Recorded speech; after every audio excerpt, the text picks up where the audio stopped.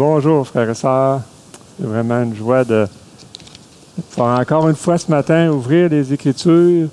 Donc, la semaine passée, on a regardé ensemble lorsque la famille de Noé sont sortis de l'arche. Comment ils pouvaient être reconnaissants de ce que Dieu les avait épargnés. En même temps, tout le monde était ouvert devant eux, dont ils devaient se réjouir. Mais en même temps, il y avait une sainte crainte de Dieu. Ce Dieu redoutable qui venait de détruire toute la terre entière.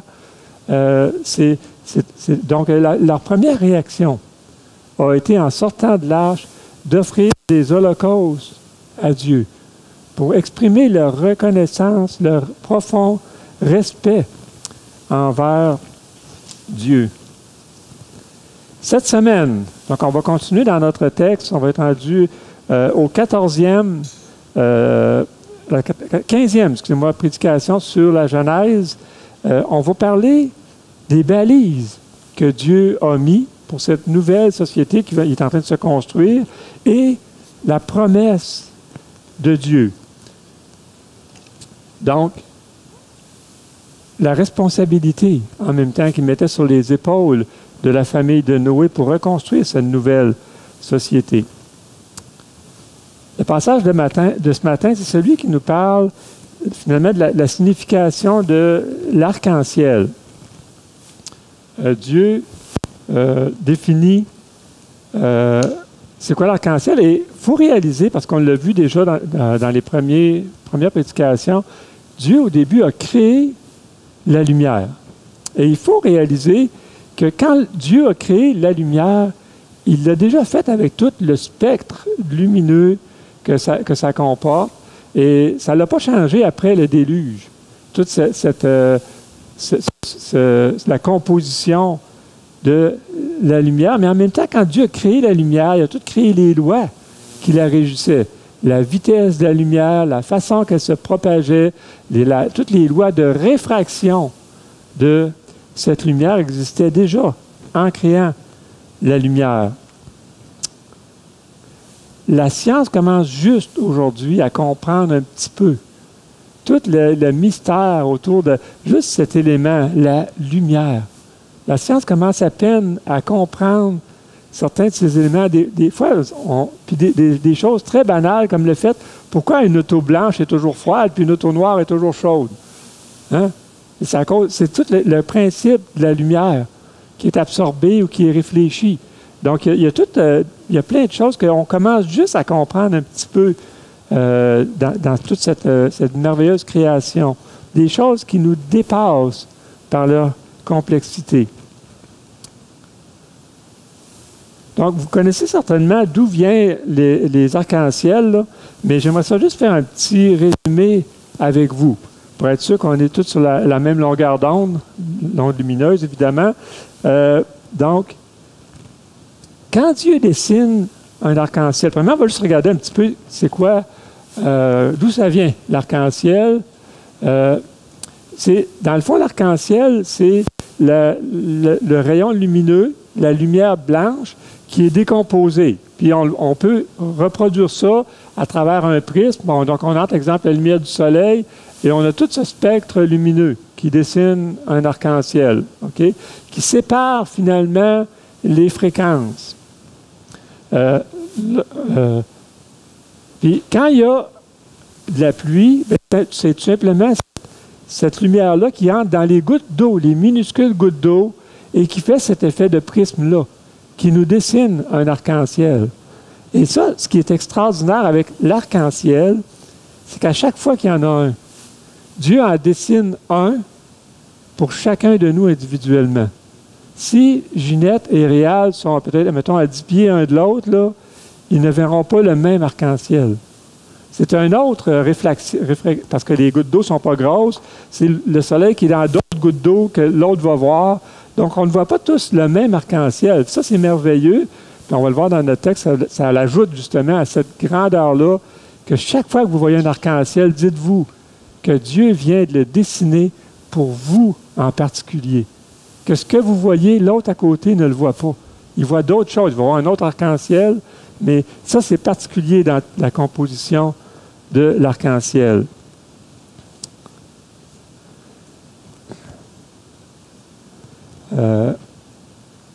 Donc, c'est une des raisons, l'arc-en-ciel, qui a fait dire à certains spécialistes, certains commentateurs, que probablement il n'y a jamais plu avant le déluge. Pourquoi? Parce que l'arc-en-ciel n'existait pas avant le déluge. Dieu l'a placé là pour cette raison-là. Donc, plusieurs commentateurs, étant donné que la lumière existait déjà, puis que la lumière, c'est ce spectre lumineux-là et tout ça, ils disent probablement qu'il n'y a jamais plu. Donc, ils n'ont jamais pu avoir voir ce chef-d'œuvre dessiné dans le ciel avant ce temps-là. Mais c'est des spéculations, on n'est pas certain, mais c'est probable à cause déjà sur cette base-là. Donc, ce matin, je vous invite avec moi de tourner, on va lire dans Genèse chapitre 9, on va lire les 17 premiers versets ce matin. Tout un texte que j'aime beaucoup, vous allez me dire, je dis ça souvent, oui, excusez-moi, c'est plus fort que moi. Mais c'est vraiment un beau texte qu'on a ce matin. Un texte plein d'espoir, plein de paix, de repos. Donc, Genèse chapitre 9, verset 1. Dieu bénit Noé et ses fils et leur dit, « Soyez féconds, multipliez et remplissez la terre. Vous serez un sujet de crainte et d'effroi pour tout animal de la terre, pour tout oiseau du ciel, pour tout ce qui se meut sur la terre et pour tous les poissons de la mer. Ils sont livrés entre vos mains. Tout ce qui se meut et qui a vie vous servira de nourriture. Je vous donne tout cela comme l'herbe verte. Seulement, vous ne mangerez point de chair avec son âme, avec son sang. Sachez-le aussi, je redemanderai le sang de vos âmes, je le redemanderai à tout animal, je redemanderai l'âme de l'homme à l'homme qui est son frère. Si quelqu'un verse le sang de l'homme, par l'homme, son sang sera versé, car Dieu a fait l'homme à son image. Et vous, soyez féconds, multipliez, répandez-vous sur la terre et multipliez sur elle. Dieu parle encore à Noé et à ses fils avec lui en disant, « Voici, j'établis mon alliance avec vous et avec votre postérité après vous, avec tous les êtres vivants qui sont avec vous, tant les oiseaux que le bétail, tous les animaux de la terre, soit avec ceux qui sont sortis de l'arche, soit avec tous les animaux de la terre. J'établis mon alliance avec vous. Aucune chair ne sera plus exterminée par les eaux du déluge. Il n'y aura plus de déluge pour détruire la terre. » Et Dieu dit, « C'est ici le signe de l'alliance que j'établis entre moi et vous, et tous les êtres vivants qui sont avec vous pour les générations à toujours. J'ai placé mon arc dans la nue. Elle servira de signe d'alliance entre moi et la terre. Quand j'aurai rassemblé des nuages au-dessus de la terre, l'arc paraîtra dans la nue, et je me souviendrai de mon alliance entre moi et vous, et tous les êtres vivants de toute chair, et les eaux ne deviendront plus un déluge pour détruire toute chair. L'arc sera dans la nue, je la regarderai pour me souvenir de l'alliance perpétuelle entre Dieu et tous les êtres vivants de toute chair qui est sur la terre. » Dieu dit à Noé, « Tel est le signe de l'alliance que j'établis entre moi et toute chair qui est sur la terre. » etc. Donc, quel beau texte. On va juste prier que le Seigneur nous aide à comprendre la richesse de ce passage-là. Eh bien oui, Seigneur, tout d'abord, on veut te remercier de ce que tu es un Dieu fort, un Dieu puissant, et un Dieu, Seigneur, en qui on peut se réfugier et on peut avoir cet abri sûr. Seigneur, on a un beau texte ce matin à regarder. Ma prière, c'est que ça puisse faire une différence dans chacune de nos vies. Que ce passage des Écritures soit vivant, pas juste théorique dans nos têtes, mais qu'on le mette en pratique déjà en sortant d'ici. Et que ça puisse être pour nous une source de joie, une source de paix puis une source de sainte crainte, Seigneur, à ton endroit. Utilise ma bouche dans ta grâce, Seigneur. Prépare nos cœurs à recevoir le mien le premier, ce que tu as à nous dire en Jésus. Amen. Donc, commençons tout de suite, versets 1 et 7. Donc, juste le relire avec vous. L'Éternel dit, Noé, entre dans l'arche, toi et toute ta maison. Excusez-moi, je suis au verset. Dieu bénit Noé et ses fils et leur dit, soyez féconds, multipliez et remplissez la terre. Puis le verset 7, il reprend, mais il ajoute, il dit, et vous, soyez féconds, multipliez, répandez-vous sur la terre et multipliez sur elle. Donc, il y a une certaine nuance qui a été faite ici. Donc, on voit ici la bénédiction et la mission de l'être humain. Mission qui a été répétée d'ailleurs de Genèse 1, 28, excusez, 1, 22, quand Jésus avait donné, soyez féconds, remplissez, il avait donné cet ordre-là à Adam et Ève, hein, au début. Et maintenant, il la renouvelle pour Noé et sa famille. La famille de Noé est maintenant sont maintenant les bénéficiaires et les dépositaires de la promesse et de la mission que Dieu avait donnée à Adam au départ. Ils sont responsables de veiller à se reproduire et à remplir la terre. En ceci, on pourrait dire que, puis selon certains commentateurs, Noé a été comme le deuxième Adam. Il a recommencé à être le premier homme, finalement, là. Donc, cette directive-là se lit comme en trois étapes, on pourrait dire. La première, c'est « soyez féconds ». Et ça, c'est la bénédiction que Dieu donne. Bénédiction que Dieu avait d'ailleurs donnée aussi aux animaux, si vous vous rappelez. Aux animaux, aux oiseaux aussi. Et il leur avait dit à eux aussi, excusez-moi, je ne l'ai pas. OK. Mais ça, c'était dans 1,22. Mais là, maintenant, il répète. Donc ça, le fait d'être fécond, ce n'est pas un fardeau qu'il met sur leur épaule. C'est une bénédiction. Dieu leur a donné cette faculté de se reproduire. C'est toute une bénédiction qu'on a de pouvoir avoir des enfants et se reproduire. Ensuite, il dit de se multiplier. OK. Ça veut dire, parce qu'on pourrait additionner, mais là, Dieu parle de multiplier. Parce que si chaque famille avait eu 1 ou 2 enfants à l'origine, bien, ça aurait été l'extinction. Parce que si tu as juste 1 ou 2 enfants, tu ne multiplies pas. Tu fais juste maintenir, puis là, à chaque fois qu'il y en a un qui meurt, finalement, ça diminue. Donc, il y a l'idée d'avoir beaucoup d'enfants. Donc, ça aussi, c'était une bénédiction, et on va le voir dans les prochains chapitres des Écritures. En même temps, Dieu recommence ici, pas avec un seul couple, avec 3 couples. Et je pense qu'on en a parlé qu'à partir du moment où l'homme a péché, les gènes ont commencé à se détériorer.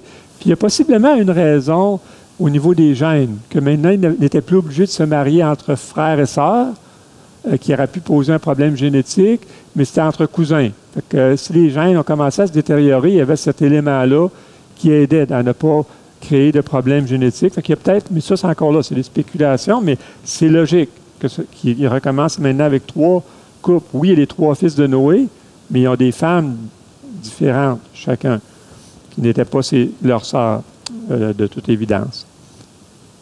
Et la troisième, on pourrait dire, étape, 3e phase, c'est de se répandre, de répandre la race humaine partout sur la terre et de s'y multiplier. Le verset 7 est beaucoup plus clair. On voit vraiment la nuance ici. Donc, leur mission, c'est pas de se multiplier puis rester tout d'un tas, c'est vraiment de se répandre partout sur la terre. Et on va voir dans les prochains chapitres que ce n'est pas ce qu'ils ont fait. Ils ont essayé de rester tout d'un tas, d'un moton, on pourrait dire, et on va arriver dans quelques semaines à la tour de Babel. Hein? Et on voit que Dieu a été obligé de les forcer à le faire. Mais ça nous rappelle ce qui s'est passé dans les Actes. Si vous vous rappelez, quand les premiers disciples, hein, c'est dit qu'ils étaient tous dans un même lieu. Ils avaient tout en commun. Puis Dieu les avait donné le commandement d'aller par toute la terre, d'aller se multiplier finalement un petit peu la même chose. Eux avaient décidé de rester tous ensemble et Dieu était obligé, après quelque temps, finalement, de pouvoir une grande persécution. Et là, ils ont commencé à se répandre, puis aller prêcher. Puis c'est un petit peu ce que Dieu va être obligé de faire un peu plus loin dans notre texte.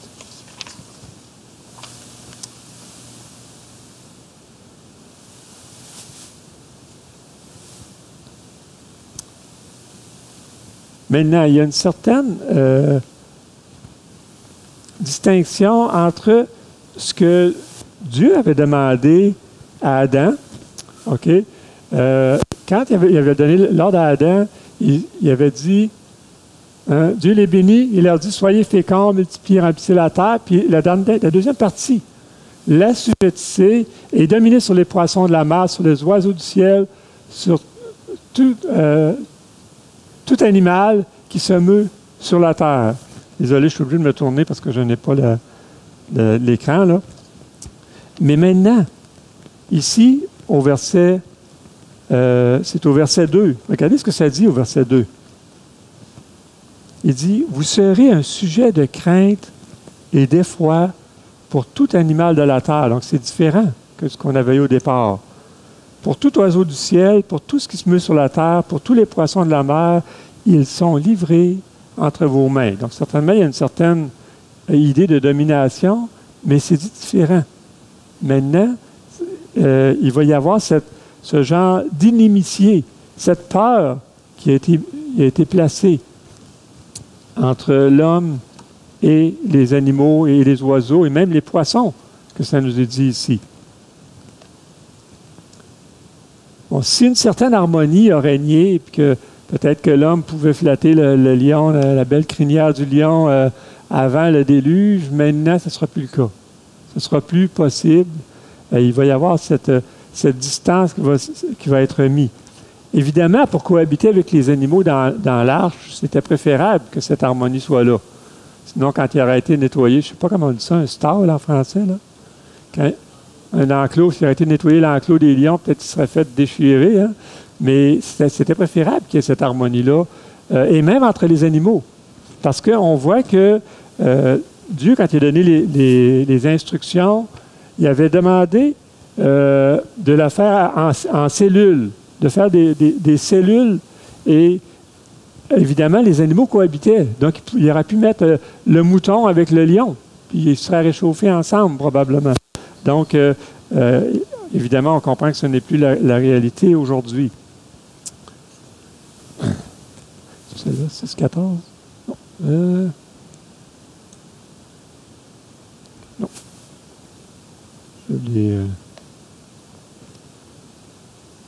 Je suis rendu plus loin pas mal, excusez-moi. OK. Donc, une nouvelle époque vient d'être amorcée ici. Maintenant, l'homme est vu comme une menace de la part des animaux. Donc, il y a une peur qui s'est installée et on voit que c'est dans son instinct, dans l'instinct de l'animal. Puis, probablement que Maryse puis Justin pourraient nous en parler, mais même des animaux qui naissent en captivité avec les humains, tu dois les dresser. Un cheval, un petit poulain qui vient au monde, il va falloir que tu le dresses pour l'apprivoiser, pour pouvoir le monter éventuellement plus tard. C'est naturel, il y a cette crainte-là, la confiance n'est pas là naturellement et c'est normal. Parce que sinon, le gibier ne se méfierait pas du couteau puis du brasier qui est déjà allumé, puis il se ferait tout de suite tuer, évidemment.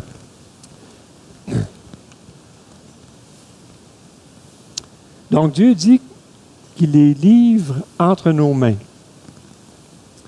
Dieu a donné la faculté à l'homme de réfléchir, d'user d'une certaine sagesse. Et Dieu demande ici à l'homme d'utiliser cette sagesse-là pour ne pas exterminer probablement les races d'animaux, mais aussi pour ne pas les maltraiter. On va revenir là-dessus un petit peu plus tard. Et ça, cette inimitié-là nous rappelle un petit peu les conséquences de la chute. Et c'est là qu'on arrive au texte de Genèse 3,17, quand il dit que maintenant l'homme va devoir se battre contre la terre, finalement, pour pouvoir en tirer sa subsistance. C'est l'expression à la soirée de notre front, qu'on va en tirer notre subsistance. Donc, il y avait une harmonie qui régnait entre la terre et l'homme avant. Là, à cause de la chute, il y a eu cette inimitié, mais maintenant, c'est aussi avec les animaux que cette inimitié a été placée. Verset 3, maintenant, de notre texte, il dit « Tout ce qui se meut, qui a vu sur la terre, vous servira de nourriture. Je vous donne tout cela comme l'herbe verte. » Donc, à partir de ce moment-là, Dieu autorise les hommes à manger la viande des animaux. Voilà une excellente raison, d'ailleurs, pourquoi on inspire la crainte et l'effroi aux animaux. Ils ne veulent pas se faire manger, et c'est normal. Et je pense qu'ici, c'est vraiment un instinct de survie que Dieu leur a donné. Nulle part, par contre, on nous parle dans les Écritures où ou quand les animaux sont devenus carnivores ou omnivores. Je ne sais pas si vous avez remarqué, ici, Dieu donne l'autorisation aux hommes de manger de la viande des animaux, mais on voit à l'origine que les animaux étaient tous herbivores, c'était leur nourriture, puis on ne sait pas quand ça s'est passé. Mais ça serait logique, parce que c'est pas pratique dans une arche de servir un steak de mouton aux lions. Hein? C'est bien plus facile de leur donner du fourrage, puis peut-être des céréales, des fruits, des légumes. Je ne sais pas qu'est-ce qu'ils pouvaient manger à l'époque, mais c'est beaucoup plus facile à embarquer dans l'arche que de la viande. Là. Tu ne vas pas embarquer un troupeau de moutons juste pour la nourriture de ces animaux-là. Puis il y en avait beaucoup. Hein? On parle des lions, des tigres, les ours, les loups. Ça fait beaucoup d'animaux qui se nourrissent de viande, là. Même dans les oiseaux. Donc ça a été compliqué, mais jusqu'à ce moment-là, on peut croire que les animaux étaient encore herbivores et que plus tard, probablement ça s'est fait graduel en sortant de l'arche, parce que là aussi, vous sortez tous les animaux de l'arche, là, puis là, les lions, désolé, mais ils ne peuvent pas attendre 1 an avant de manger la première gazelle, là. Il faut qu'ils mangent, là. Donc, s'il avait été déjà carnivore, là, pauvre gazelle, il aurait été exterminé tout de suite, là. Puis, les lions mangent la nourriture fraîche, eux, donc probablement qu'il y aurait une gazelle par semaine, puis oublie ça, après 2-3 mois, il n'y en a plus de gazelles. Ils sont obligés d'aller chez les chevreuils, puis il aurait exterminé toutes les races. Donc, ce serait logique. C'est pas biblique, mais logique que les animaux soient devenus un jour carnivores, mais graduellement, en sortant de l'arche, puis avec toutes les reproductions, que lorsqu'il sera sorti, il aurait été encore probablement herbivore, mais comme je vous dis, le texte ne nous le dit pas. Donc, on ne va pas spéculer ou affirmer des choses qui ne sont pas dans les Écritures. Ensuite, Dieu a autorisé l'homme de manger la viande, mais il a donné des balises. Et c'est ce qu'on voit au verset 4 de notre passage, quand Dieu dit seulement, vous ne mangerez point de chair avec son âme, avec son sang. Et si Dieu donne cette directive, c'est probablement parce qu'il y avait eu de mauvaises pratiques qui avaient été faites avant.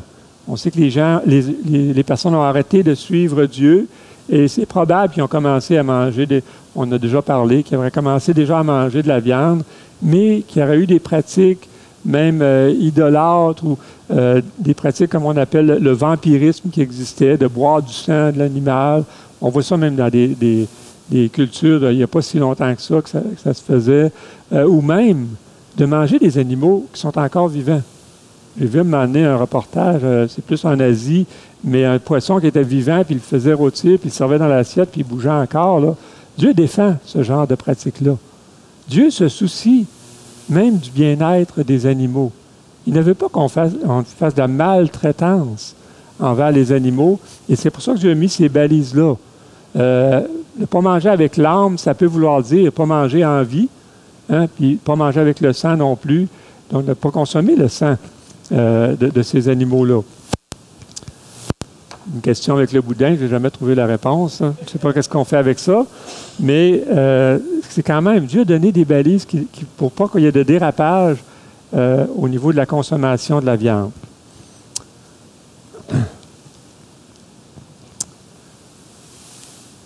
Maintenant, Dieu continue au verset 5 et 6 de notre passage. Sachez-le aussi, je redemanderai le sang de vos âmes, je le redemanderai à tout animal, je redemanderai l'âme à l'homme, de l'homme à l'homme qui est son frère. Si quelqu'un verse le sang de l'homme, par l'homme, son sang sera versé. Pourquoi? Car Dieu a fait l'homme à son image.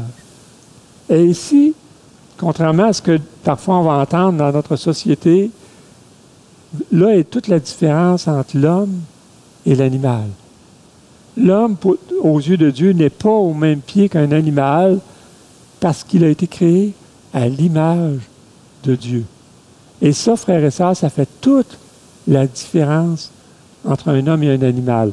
Lorsque tu enlèves Dieu de l'équation, comme notre société est en train de le faire, Dieu n'existe plus, c'est là que tu vois les dérapages, qu'un animal est aussi important qu'un homme.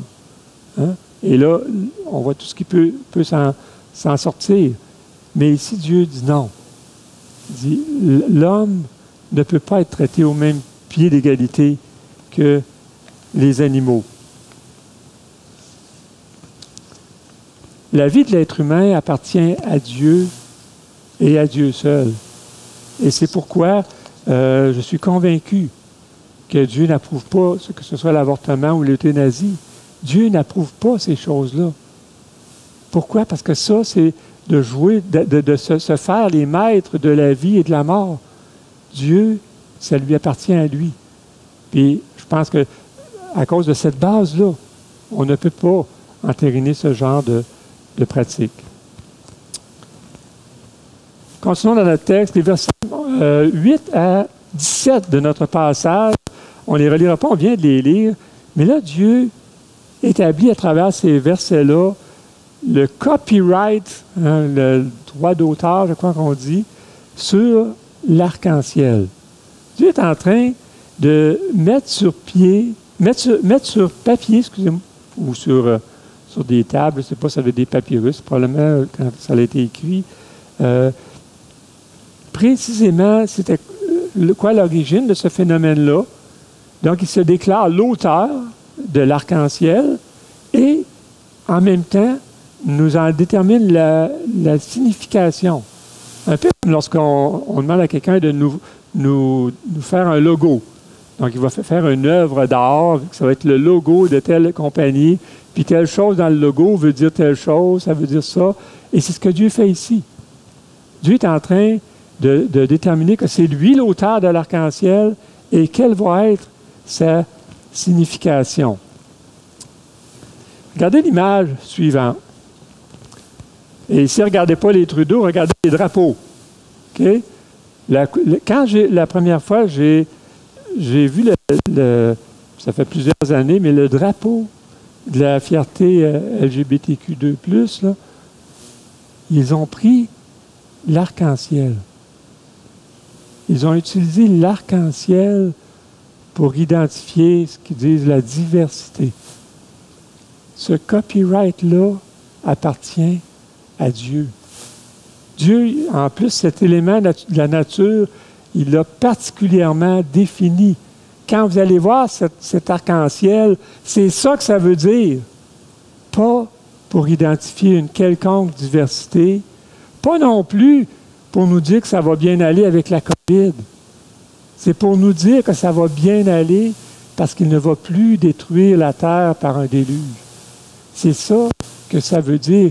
Et que notre société s'approprie quelque chose comme l'arc-en-ciel, je trouve ça aberrant. C'est un peu un pied de nez qu'on fait à Dieu, de dire à nous, on va redéfinir nos valeurs, puis Dieu n'existera plus. Maintenant, ce que Dieu a déterminé, qui avait une signification bien particulière, nous, on va le redéfinir, comme ça, il n'y aura plus de Dieu dans notre société. Il n'y a plus rien qui va nous rappeler que Dieu existe, qu'on a un Dieu redoutable, qu'on a un Dieu bon, qu'on a un Dieu patient, Il n'y aura plus rien qui va nous le rappeler. On va même redéfinir ces logos que Dieu a placés même dans le ciel. Bon, je vais juste cesser ma montée de lait ici. Mais juste pour dire que l'arc-en-ciel, c'est la façon dont Dieu a ratifié son alliance avec nous. Et là, peut-être, ce que ça veut dire, ratifier son alliance, c'est ce qui se faisait à l'époque, puis de plusieurs façons. Donc, quand il y avait une alliance, il y avait quelque chose de physique qui était fait pour, comme signer cette entente-là. OK?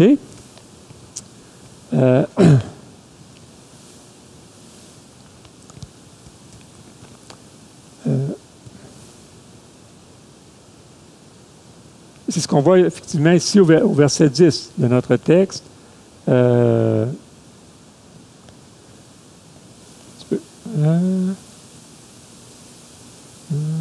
tout cas, c'est ça qui dit qu'il ne détruira plus l'être vivant, finalement. Et juste pour se mettre un petit peu dans le contexte, il y a plusieurs endroits où on voit qu'il y a eu ce genre de ratification-là. Entre autres, dans Genèse 21-27, on voit qu'il a donné des animaux à Abimelech, puis c'était le signe, la ratification de leur entente, de leur alliance ensemble. On voit un autre aussi avec, quand le serviteur a mis la main sous la cuisse d'Abraham pour ratifier cette entente-là, qu'elle n'a pas cherché une femme parmi les Cananéens pour son fils, mais qui prendra une femme de sa famille. Et encore, d'une autre façon, Isaac, ils ont pris un repas ensemble pour ratifier cette entente-là. Mais ici, Dieu nous dit, la façon qu'il l'a faite, c'est qu'il a mis cet arc dans le ciel pour ratifier l'entente. Ça, je trouve que c'était une idée tellement géniale, parce que comme on l'a dit, chacun voit sa propre arc-en-ciel lorsqu'elle est là. Mais tous les êtres humains de la terre peuvent voir la signature de Dieu sur cette alliance-là. Chaque fois qu'on voit l'arc-en-ciel, on voit la ratification, la signature de Dieu. Et non seulement tous les êtres humains de la terre, mais tous les animaux aussi. Parce que cette alliance-là, Dieu l'a faite aussi avec les animaux. Il a promis qu'il ne détruirait pas les animaux. Hein? Ça va être un signe pour tous sur terre. Fait qu'autant l'oiseau, l'animal, le poisson peut voir l'arc-en-ciel. Hein? Bon, je ne sais pas si eux réalisent ce que ça peut dire, mais c'est pour tous les êtres vivants sur terre peuvent voir cet arc-en-ciel-là. Et pas juste ça, mais de toutes les époques, de toutes les générations, on peut voir cette alliance. Donc, elle n'est pas toute en 1000 miettes dans un musée bien caché, là. On la voit. Cette signature de Dieu est constamment dans le ciel pour nous rappeler cette alliance qu'il a faite avec nous. Évidemment, quand on dit, bon, les générations à venir, hein, pour les générations à toujours, et que c'est une alliance perpétuelle qu'il fait avec nous. Donc oui, frères et sœurs, Dieu a réellement dit qu'il a placé dans le ciel l'arc-en-ciel pour nous rappeler l'alliance qu'il a faite un jour avec nous. C'est écrit, on le croit, frères et sœurs. C'est pour ça que Dieu a mis l'arc-en-ciel dans les cieux. C'est redoutable, vous savez, d'avoir un Dieu qui peut détruire la terre, même pas besoin de claquer du doigt, là. En un instant, Dieu pourrait détruire complètement tous les êtres vivants, même la planète, l'univers. C'est redoutable quand on pense à ça. C'est wow, c'est un Dieu qui est grand. Mais quand ce même Dieu-là te fait une promesse, puis une promesse qui n'est même pas capable de ne pas tenir, tu es sûr, comme ça ne se peut pas, si Dieu l'a dit, Dieu va le faire. Dieu nous a promis qu'il ne détruirait plus la terre par un déluge comme il l'a fait, et Dieu va tenir sa promesse. Et à cause de ça, frères et sœurs, oui, c'est c'est redoutable, ça amène une crainte respectueuse de notre Dieu, de voir sa grandeur, mais en même temps, quelle paix, quelle joie incomparable de savoir que Dieu nous a fait cette promesse. Donc, frères et sœurs, quand vous voyez l'arc-en-ciel, ce n'est pas le symbole d'une quelconque diversité. Ce n'est pas parce que ça va bien aller avec la COVID-19. Hein? C'est parce que Dieu va respecter la promesse qu'il nous a faite. Plus jamais la terre va être détruite par un déluge. Jamais, frères et sœurs. C'est là la seule signification de l'arc-en-ciel. Et ce copyright appartient à Dieu depuis des millénaires, mais aussi à toujours. Il ne faut jamais l'oublier. On va prier. Eh bien oui, Seigneur, tout d'abord, on veut venir au pied de ton trône et te dire combien tu es un Dieu grand. Un Dieu redoutable parce que rien ne t'est impossible. Mais de savoir que ce Dieu redoutable est dans notre camp, Seigneur. Que ce Dieu redoutable veut notre bien, veut pas nous détruire. Seigneur, de savoir que tu as même pourvu en Jésus-Christ pour nous sauver. Seigneur, un peu comme à travers de l'eau du déluge, tu nous as sauvés. Et maintenant, on est tes enfants. Tu nous tiens dans ta main. Seigneur Dieu, je te prie que lorsqu'on va voir l'arc dans la nuit, à chaque fois, on se rappelle de ta grandeur, de ta bonté. Qu'on puisse se rappeler qu'on peut se reposer en toi, Seigneur. Que nos âmes n'ont plus à craindre. Parce que Dieu nous a fait une promesse qui va tenir. Et c'est en Jésus-Christ qu'on veut te prier. Amen.